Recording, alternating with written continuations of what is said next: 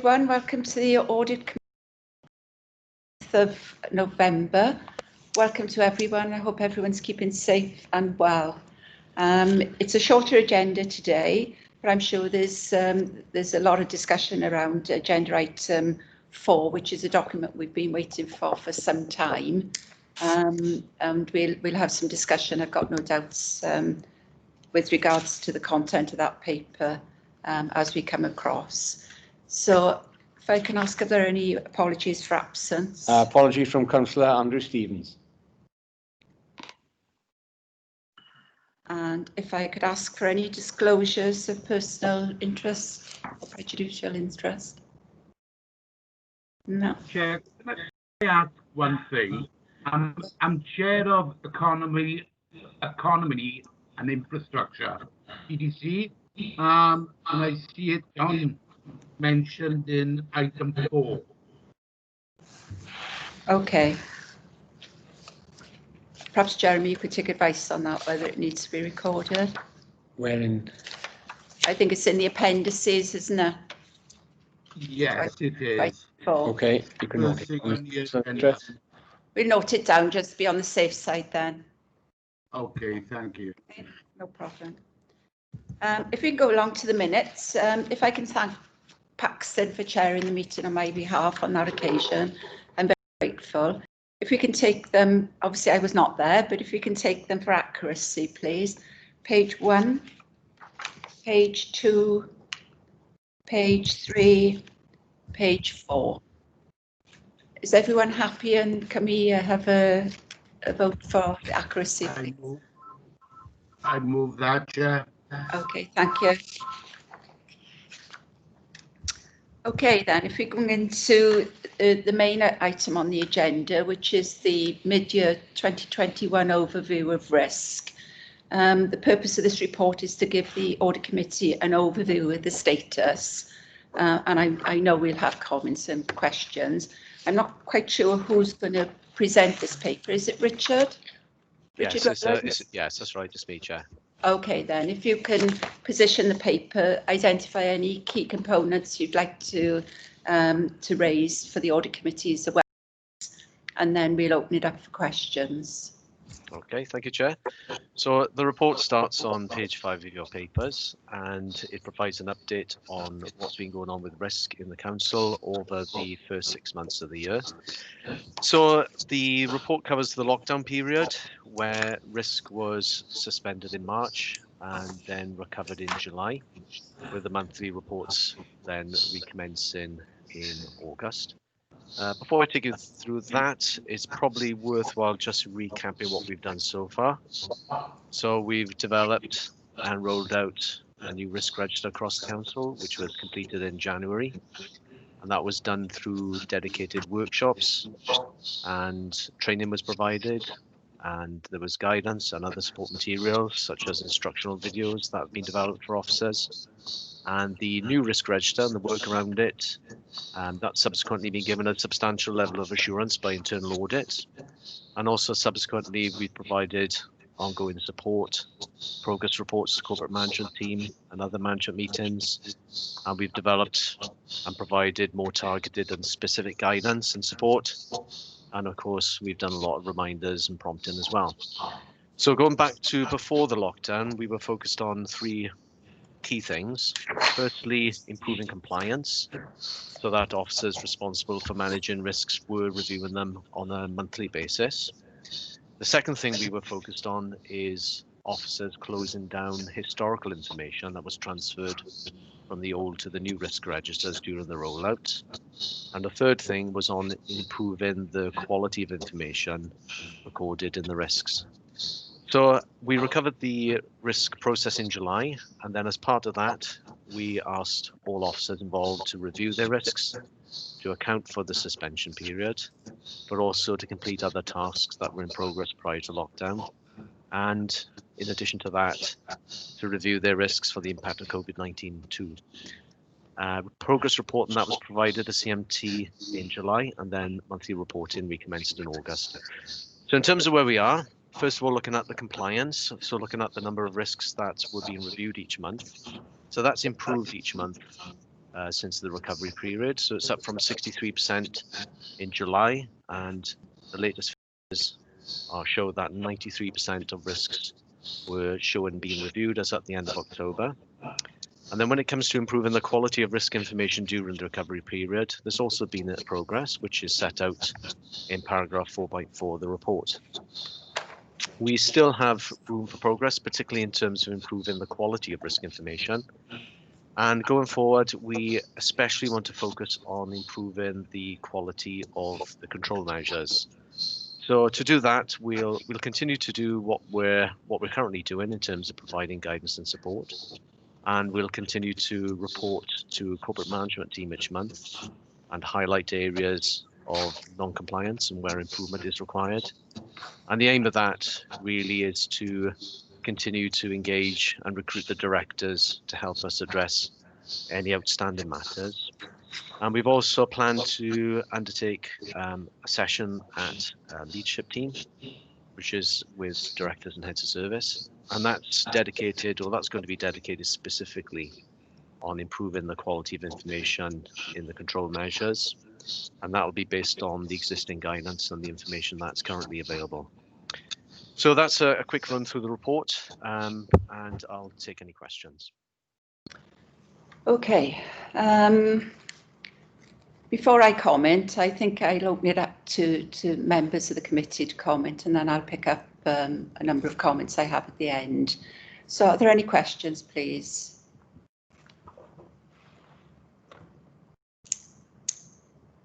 I can see a hand up. Yes, it's mine. Yeah, go ahead. Oh God, I just got off my screen. Sorry, I'm telling you the tablet just gone blank. Yeah, it was only really, I can understand, you know, the risks of being affected by lockdown, but there was still an element of risks that were actually being reviewed. I think it was 14% or whatever. You know, why was that actually, you know, why didn't it completely stop in lockdown? You know, we got managers that have been allotted, shall we say, to actually review the risks and so on. I would have thought in lockdown it would either stop completely or carry on as normal. You know, why was it 14% actually? You know, why did that actually carry on during lockdown? So what we said is that the reporting of risk was suspended during that period, obviously because of the lockdown and the impact from COVID-19, particularly in terms of for officers' capacity to continue to do certain things. So, but what we said is that the risk register remains open. So if officers had the capacity during that time period to continue to review their risks, then they should do so. So that was the advice that was given. Right, there we are. Okay, thank you. Councillor Peter Jones.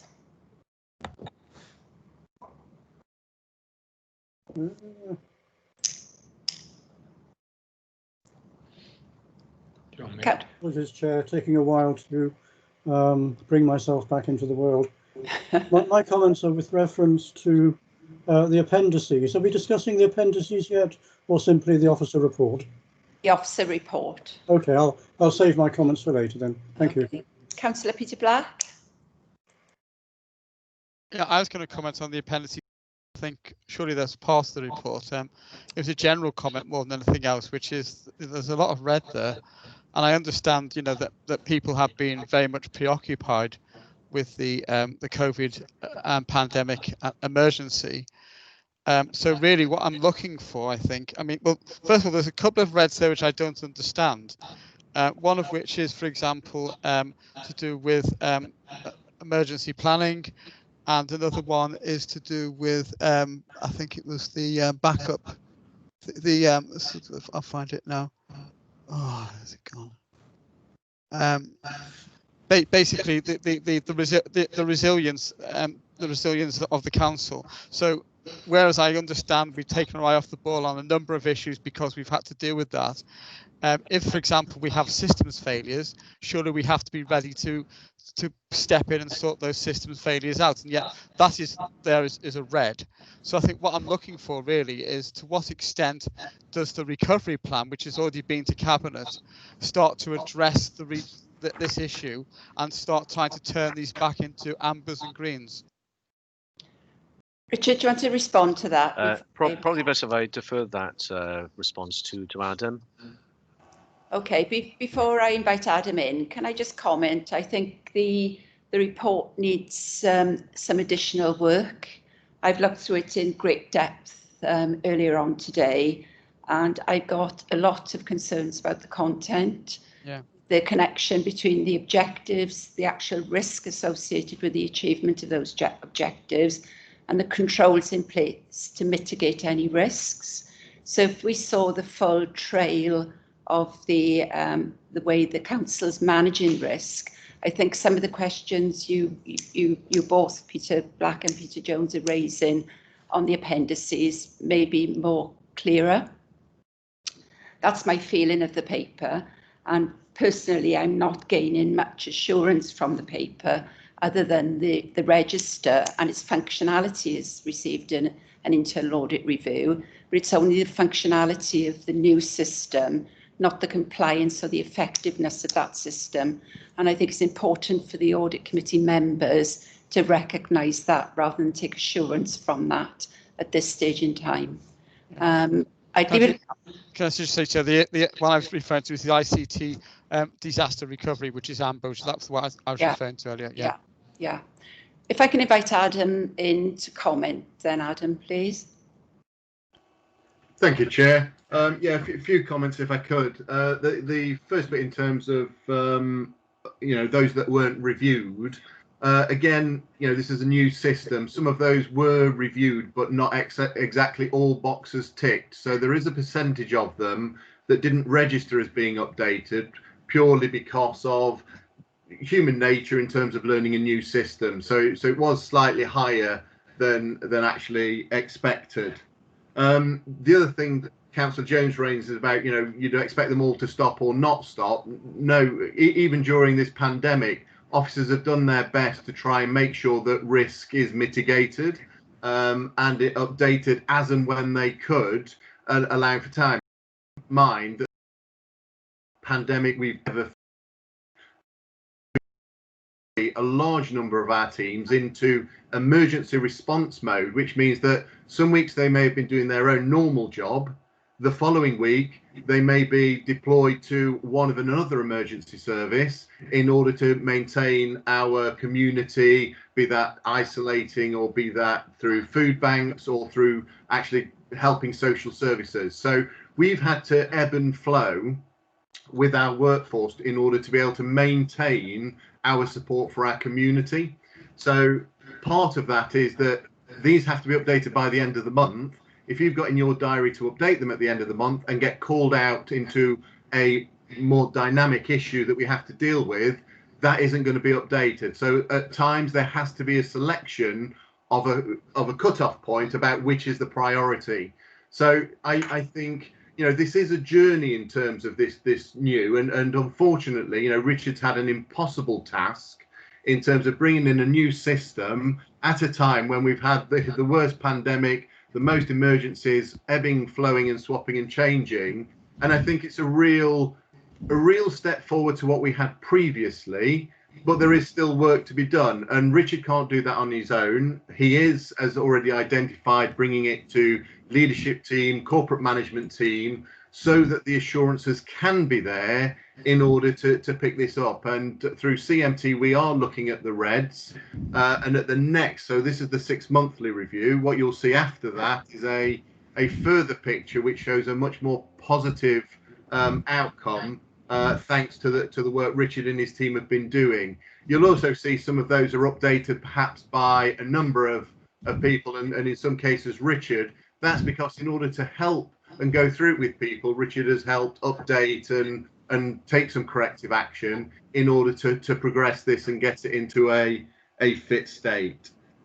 My final point, I think, was Peter Black's in terms of emergency planning and resilience.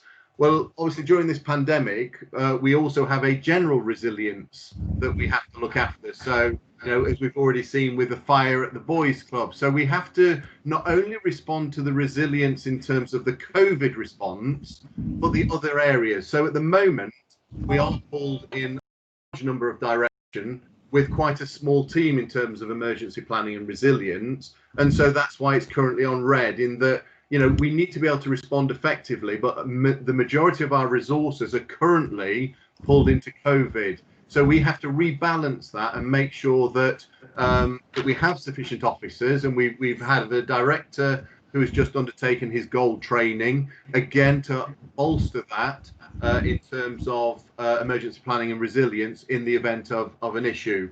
But at the time of writing, it was still red. Hopefully you'll see that come down as we build that resilience with additional officers. Thank you, Chair. Thank you.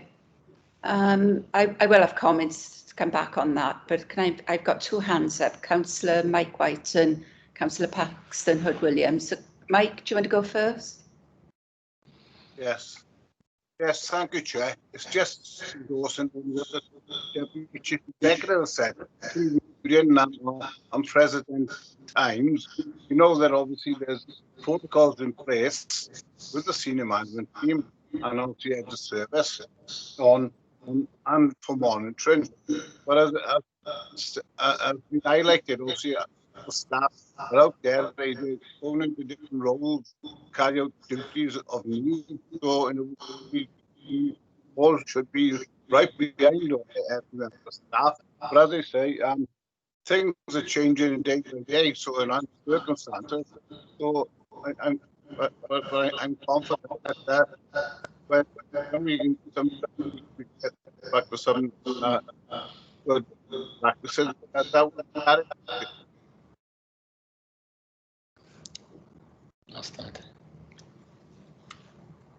Yeah. Any comments on that, Richard or Adam? Sorry, Chair, I missed what the actual question was. It really distorted in terms of sound. So I heard something around officers being deployed, I think, into frontline services.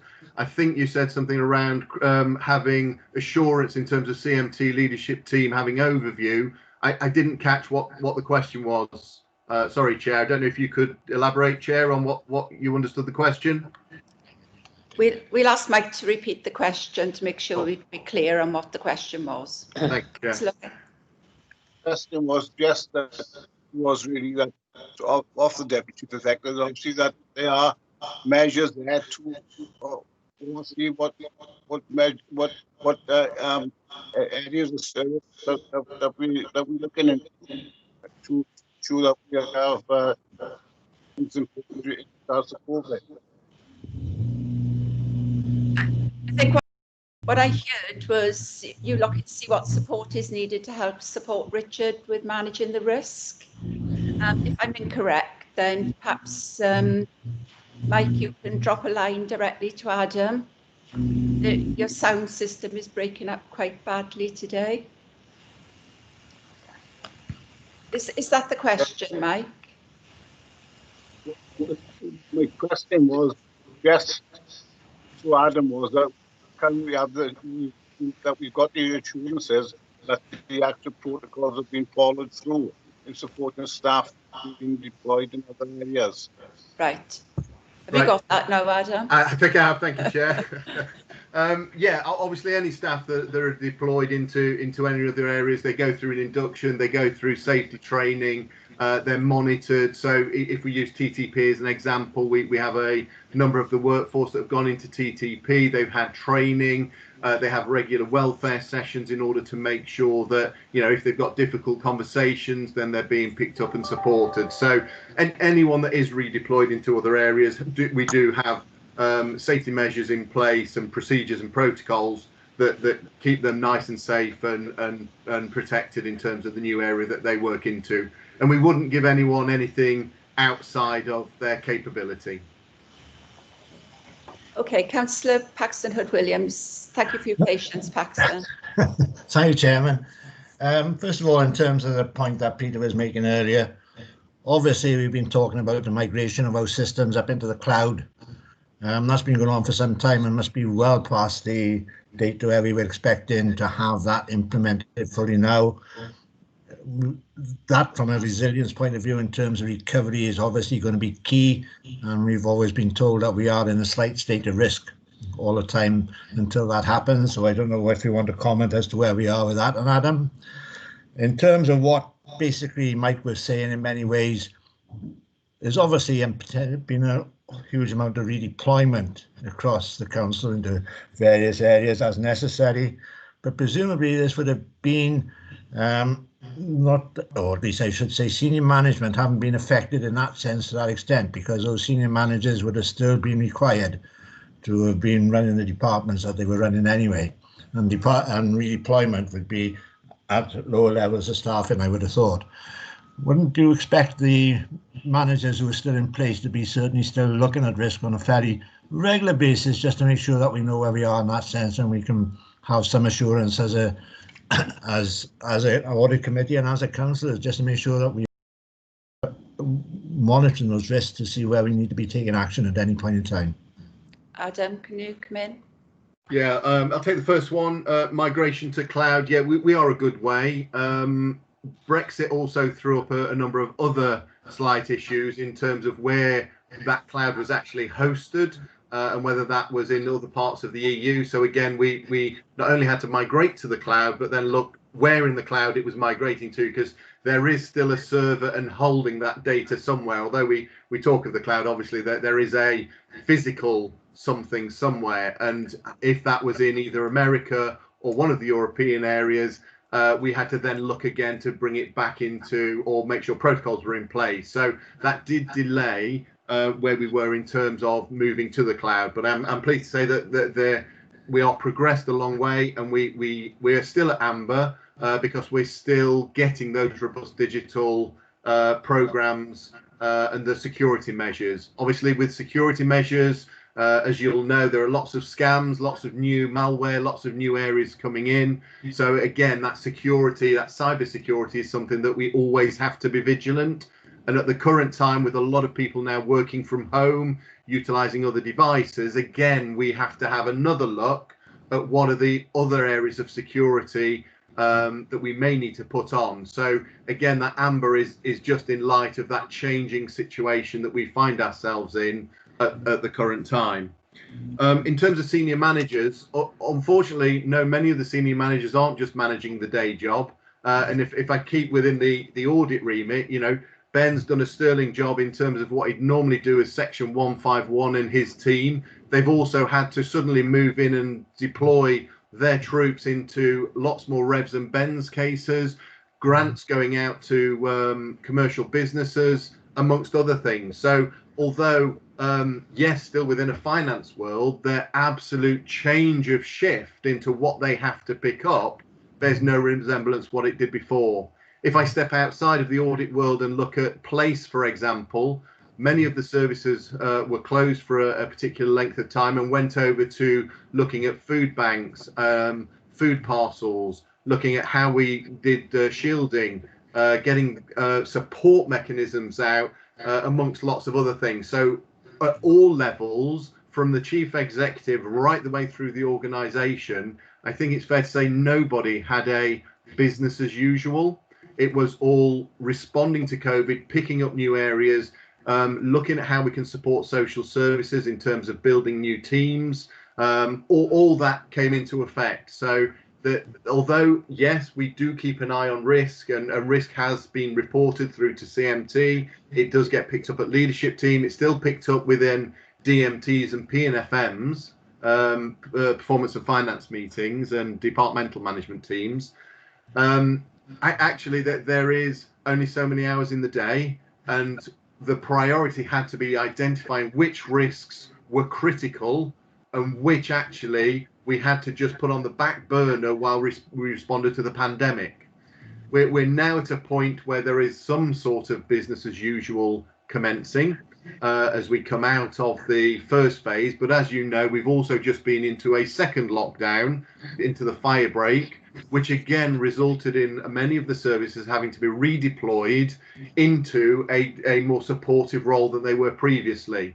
So on the backdrop of that is we've still managed to get to, I think the figures was 93% reviewed within this document, which I think is really a positive. Is it perfect? No. Are we going to continue to improve? Yes. Are we going to look for this system to be more redefined? Everything Richard said is already in train to do that. Unfortunately, during the COVID period, which is still ongoing, we just are asking for a little bit of leniency and understand that the audit committee have to be mindful of assurance in terms of those risks. But we also need that leniency to say, you know, there is more than just the risk that we have to manage at the moment in terms of the normal corporate and service risks. And because of that, everything has been delayed.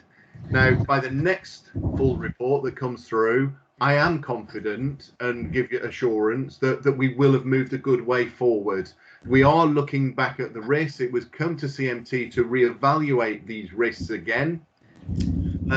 Richard probably won't tell you, but I will, that there is a naughty list within CMT of those people that haven't done what they should have done. And that was addressed at the last CMT to put more pressure on to make sure that people do deliver on this now that we are returning to some sort of business as normal.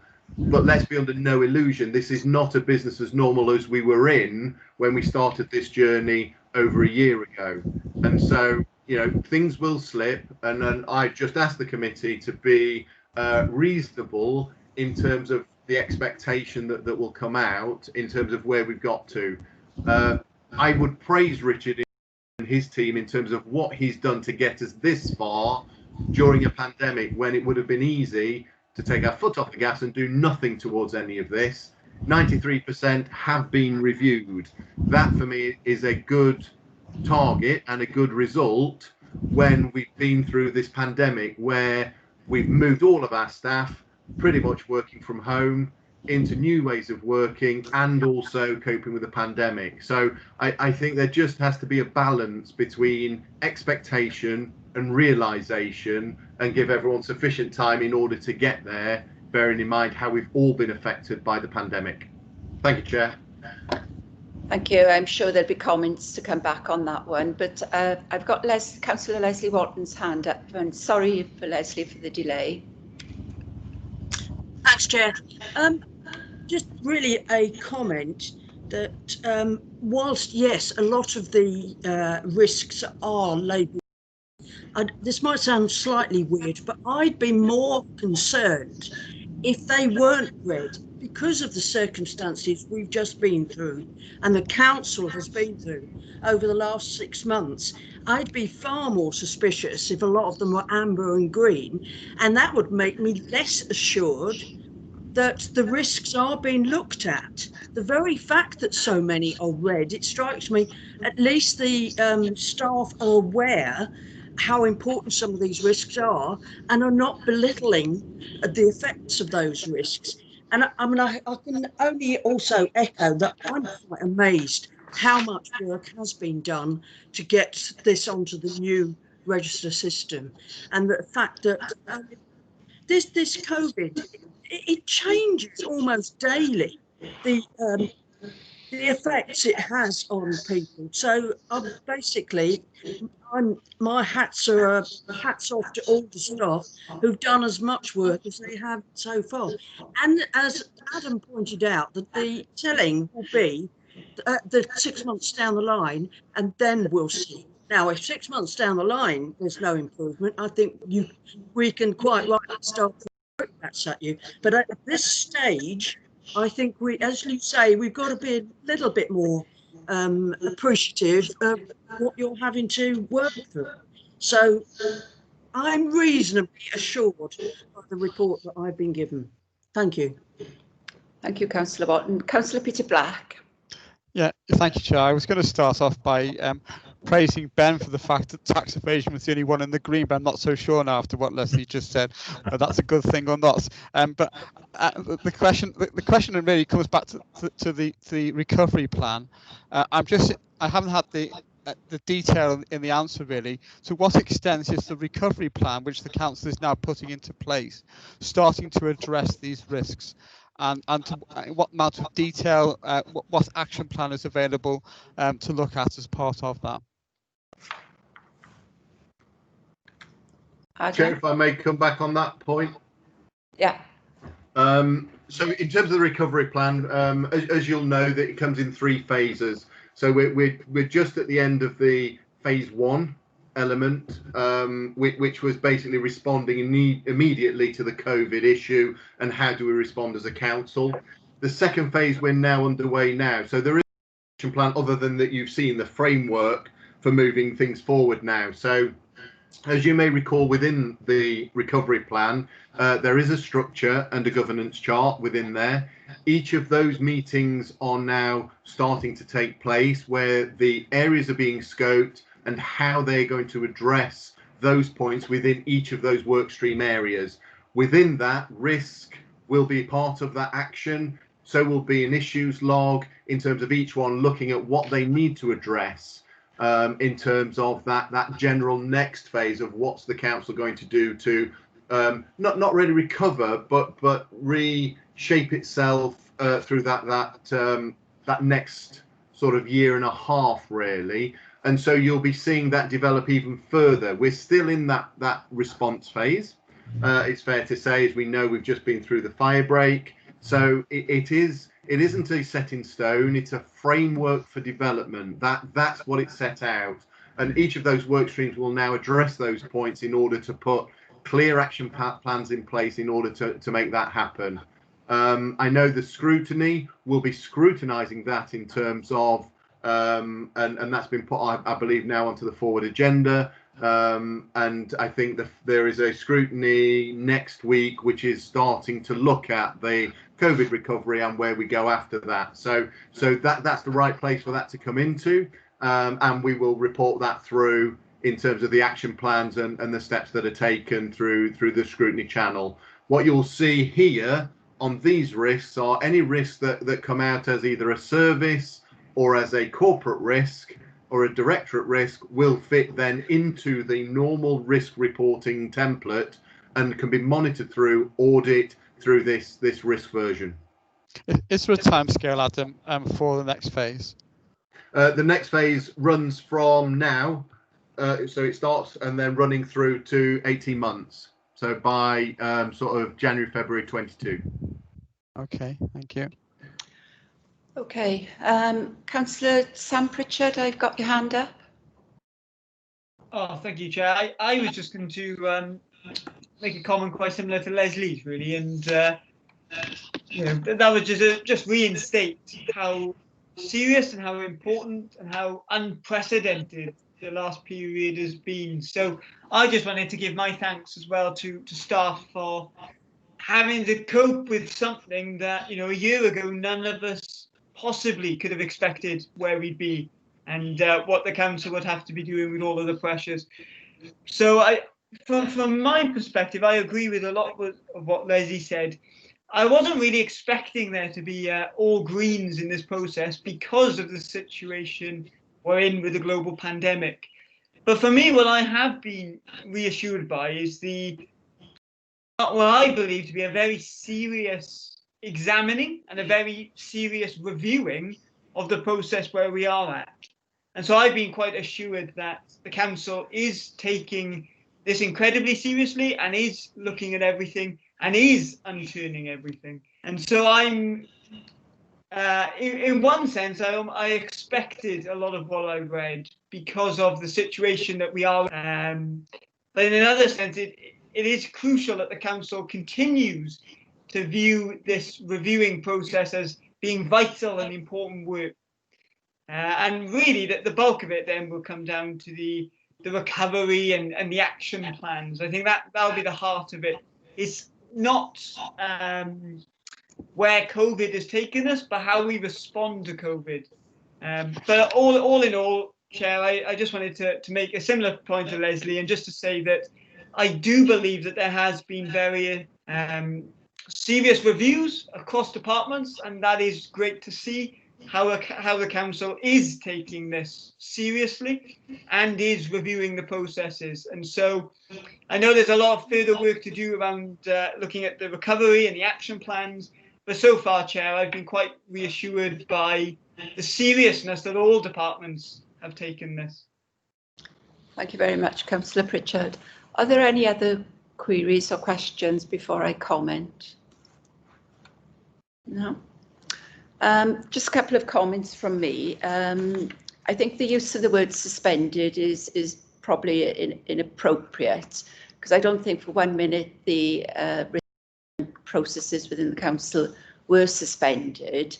The documentation and the update of the risk registers may have had a delay, but I'm confident that the risk management arrangements were operational across the council. That's the first thing I'd want to highlight. And yes, there would have been a resource in updating and documenting the register and the IT systems, but I'm pretty confident that risks are being managed, and the disaster recovery plans or the emergency action plans have been enacted, and from what I'm hearing has been fairly successful. With that in mind, I was just wondering, Adam, if you could, between the period where you use the word suspended, between March and August, in the August period when CMT had more focus on risk, had there been any significant issues for the council by unidentified risks during that period of time? Thank you, Chair. Off the top of my head, the majority of the risk would be COVID related in terms of maintaining the operation of the council, and many of the areas of operation that we had were no longer functioning in that same way. So were there risks? Absolutely. A lot of it was to do with our workforce, as already mentioned. How do we deploy them safely? How do we get them to work from home competently and safely? All of which that were picked up, and so rather than reporting them via the risk route that was already set out, these were dynamic risks in a dynamic situation. So it was picked up by relevant departments at the relevant time in order to make things happen. So, for example, risk assessments were undertaken with unions in terms of returning people back to work or into new areas of work, or utilising refuse vehicles or other vehicles. So, risk assessments had to be undertaken, dynamic process, but delivered nonetheless in terms of those local risks. Were they brought together? It was predominantly seen through the executive control group, and dynamic risks were then allocated to either a director, head of service, depending on who was the most appropriate, to develop that, see it out, report back to either the ECG, CMT as necessary in order to deploy it. I wouldn't have to hand a complete list of all those risks, as they had to be, the ownership was within the director at the time, and that's how we had to work in a pandemic, is that there wasn't sufficient in order to keep bringing everything back to a centre. We trusted our offices in order to be able to respond, react and deliver dynamic risk assessments and mitigation in a way that kept the workforce and the council operating. Thank you, Chair. Okay. And reflection is a good task to do, I think, and if at one point in time you do have the resources to reflect on it, were there any issues that totally bit the council in a place that they didn't want to be bitten, on the reflection of those risks that may not have been identified in that period of a lull. With regards to the format of the report, I know it's work in progress, but if I could ask Richard, if you could consider linking the council's objectives to the risks that you're identifying and the controls that are operation, to give the audit committee assurance, because I'm still missing that form of assurance.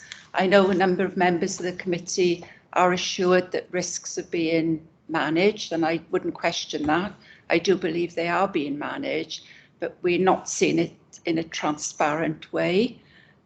So I'm happy to speak to you, Richard, outside of the meeting if you need a hand in that.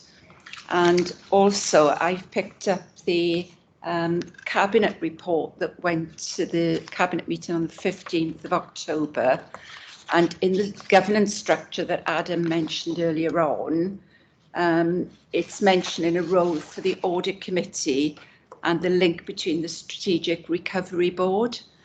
So I've emailed Adam outside of that meeting to get a fuller understanding of what the Audit Committee is being expected to do in that structure of governance, because scrutiny is also identified, which I would expect. But I just want to be clear, what is the role of scrutiny? And Councillor Peter Black, you'd be able to assist with that as well. But I'm certainly concerned that it's the first time I've seen the Audit Committee mentioned in, and I wasn't aware of that with regards to the content of the report. I've also asked Adam that if there is a role for the Audit Committee in that, then we need to receive updates on how he's progressing with the phase and the term of those recovery, because it looks good on paper, as always, but I'd like to see the evidence to support the actions and the progress that are being taken. And I've got no doubt Councillor Peter Black will be asking for the same thing. I can see Councillor Black's hand up, so do you want to add to that?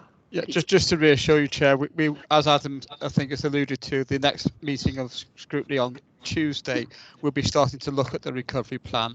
And I think the Scrutiny Programme Committee will be very much focusing on both the recovery plan and Brexit for the foreseeable future, in terms of trying to keep on top of how things are going and making sure that that we understand what risks are there and how and what problems are arising from that.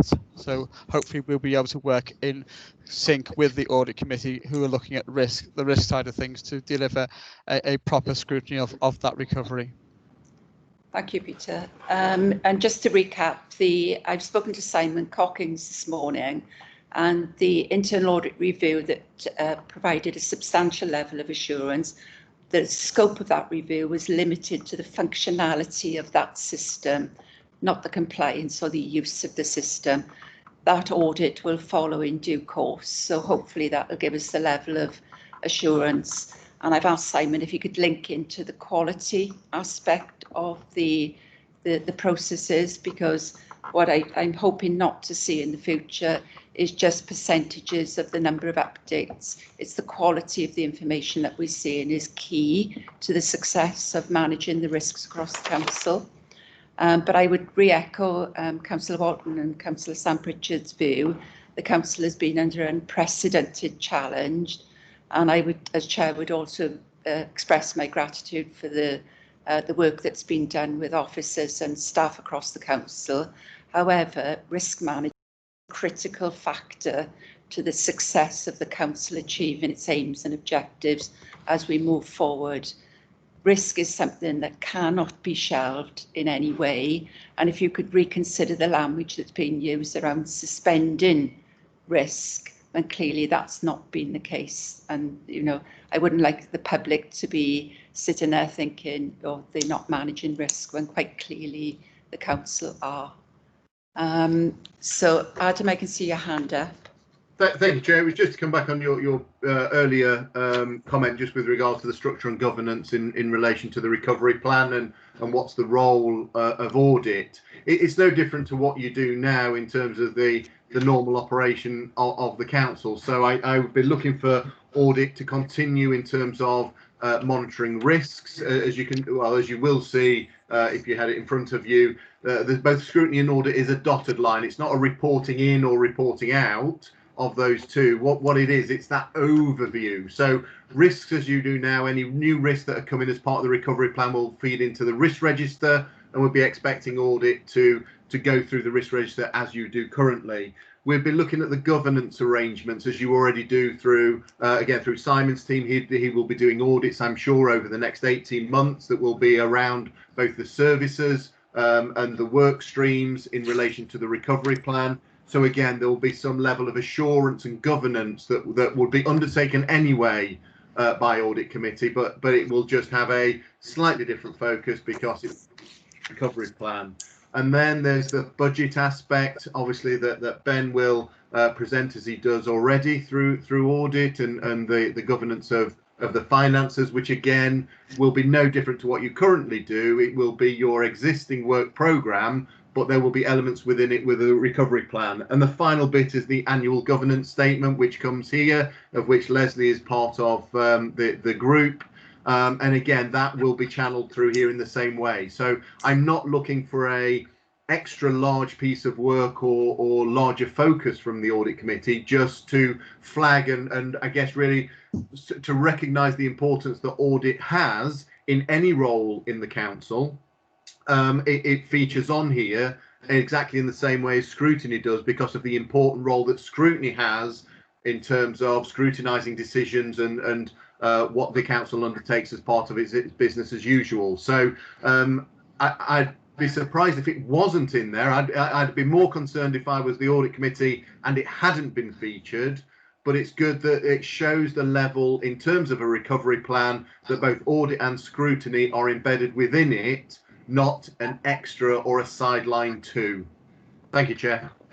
Thank you, Adam. And just to come back on that, the Audit Committee has expressed concerns since at least March 2018 around the information that they receive on risk management and the Council's success or not of managing risk across all its business areas. And we're still in that position. Now, that was preceding COVID. We've had a new system introduced, which have delayed, the progress of that. But at the moment, I don't feel, as chair of this Audit Committee, we're able to fully discharge our responsibilities regarding that risk management process, because we've sufficient information to give us that level of assurance. So I would want to leave it at that, because I'd like to see that coming forward and cutting across all the business, including the transformation strategy and the recovery to transformation. Are there any other questions? If I may respond, absolutely. I think we're on exactly the same page, Chair. As officers, we want exactly the same, and once we can deploy the resources into this from a digital perspective, and we can hopefully give you access directly to the system, which we're hoping to do, and we desire that to happen, you'll be able to interrogate these much more robustly than having a paper report that comes through. Unfortunately, we can't get, we've had to set up whole new systems, people working from home. So we're hoping that we can now get there. We're looking for timetabling within digital services. Unfortunately, we are at their beck and call in order to be able to secure that resource, to be able to make those alterations, to give you access to the system, and then you'll be able to interrogate. But just to reassure members, our sentiments are exactly the same as yours in terms of wanting to achieve this as that golden thread, if you like, throughout the whole of the council. Okay. If there are no other questions, then thank you for your contributions for that. I think it's a very important paper that we've been waiting on. It doesn't fulfil everything that we wanted, but at least we've got a status position again for the moment in time. We can, excuse me, we can go on to the tracker report. It's for information. This report is, there are a couple of status columns which says completed with regards to risk management. I would ask Democratic Services if they could reopen those until we're satisfied with the content of the information we have in from the risk management reports.